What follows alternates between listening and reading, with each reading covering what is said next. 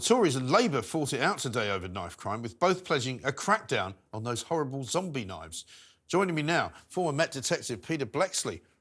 Peter, the figures just get worse and worse and worse. I mean, with every sort of passing week or month, you just get something else that kind of slaps you around the face. I mean, 6,000 crimes a day going unsolved. I mean, that's incredible.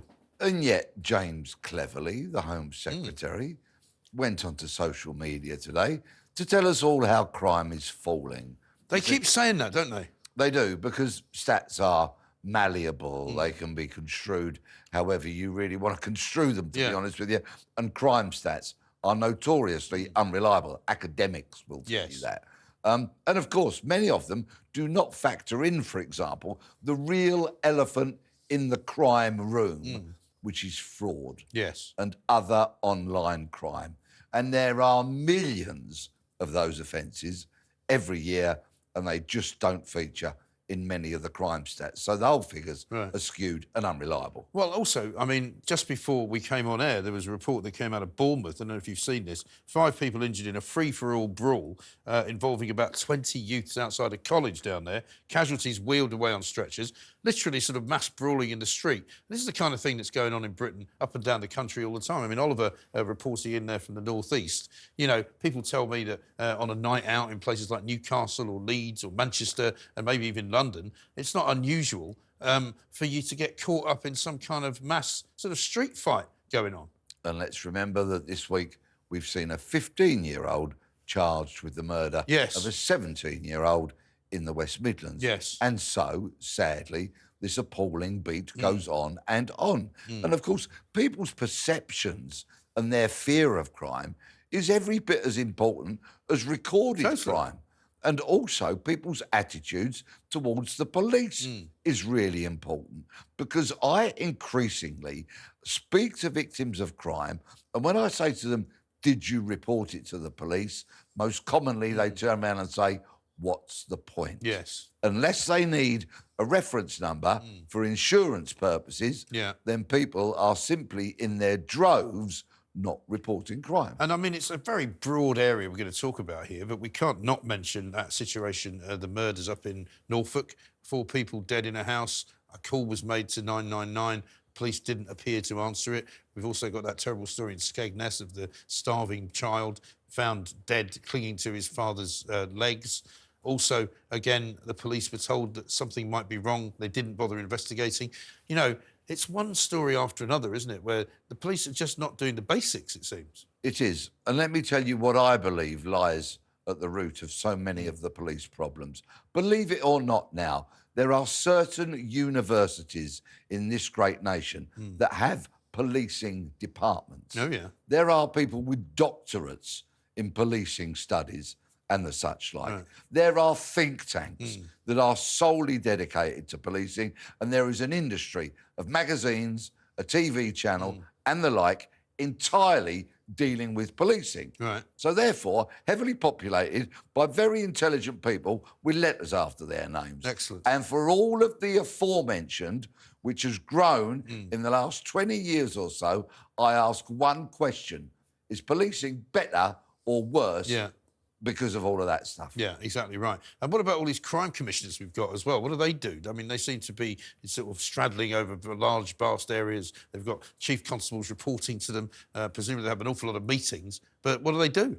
Of course, they were the birth child of the Tory government. We were told that was going to result in more police accountability. But, of course, they were not going to interfere operationally. And I think your question, what do they do, is a really apposite one. I've gone up against a few of them on debates in the media and this, that and the other. And to be quite frank with you, none of them want to come back for another go because I ask those kind of questions. Well, because you know about policing and they see a paper about policing, which is not the same thing. Yeah, and they're very good at writing and drawing up lists of what they've improved and all that kind of stuff. Meanwhile, what A&E is overflowing with people who've been assaulted. Right. Well, I mean, Labour there with Yvette Cooper giving a great example of how politicians don't really get it, talking about putting community workers into A&Es to go and talk to people who've been stabbed. Well, as I said, how about you put a few doctors in there and they can actually help them a bit more once they've been stabbed? Yes, I really think that is utterly ludicrous. Nonsense. It reminds me of when all crime was going to be, crime and antisocial behaviour was all going to be tackled because we were going to hug a hoodie. Yes. And how did that work out? You see, you need to really separate kind of social work, which is the responsibility of other departments, other people, other organisations, from police work. But many in the police say that one of their problems is that they get asked to do a lot of social work and it's not really for them. And they get tied up and their time gets taken away from them because of that sort of work that they're asked to do. Indeed, they do. And it will be very interesting to see, as a result of this tragic case in Cossey in Norfolk, what the result of the inquiry into why the police did not respond to the 6 a.m. phone call. I want the police doing much, much more police work and not social work. Right. But I guess at some point there might be a balance that is struck. But let's not dance around the handbags here. Policing is in absolute crisis. Yes, it is. We have an incredibly young workforce, very inexperienced. You've got sergeants with 2 years service, inspectors with 4 years service. Right. And in my day, they told me I wouldn't be a decent cop till I had 5 years in anyway. Right.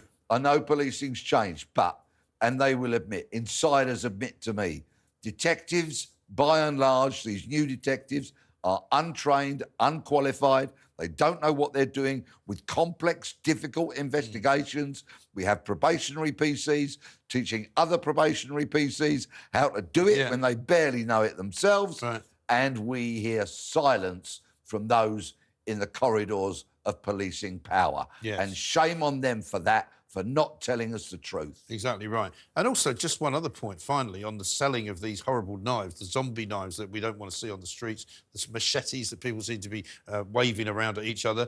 You know, I'm told it's very, very easy. We were able to, here at TalkTV, buy one of those machete knives last year, have it delivered to an address. No ID was asked for, no ID was provided. They sold it on anyway.